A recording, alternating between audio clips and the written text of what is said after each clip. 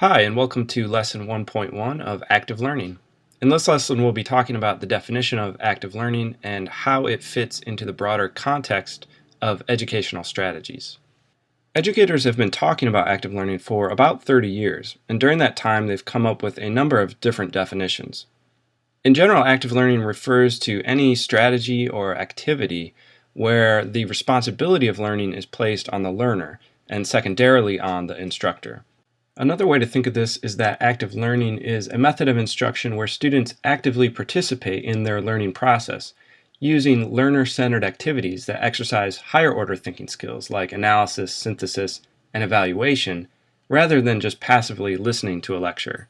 While in a traditional approach, instructors do most of the talking, using active learning strategies means that students are more directly engaging in the material they're studying through reading, writing, talking, listening, and reflecting.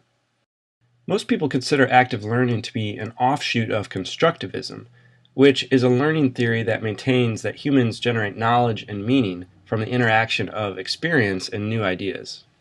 Constructivists have a number of fundamental beliefs that form the foundation of active learning strategies. They believe the learner is a unique individual, that the background and culture of the learner is important, that as the learner progresses, he or she should take increasing responsibility for his or her learning, that instructors are facilitators of learning rather than teachers, that learning is an active social process, that context is central to learning, and that learners need to be constantly challenged with tasks just beyond their current level of mastery. Active learning is also tied into Bloom's taxonomy, which categorizes intellectual skills into 6 major categories, from simplest to most complex.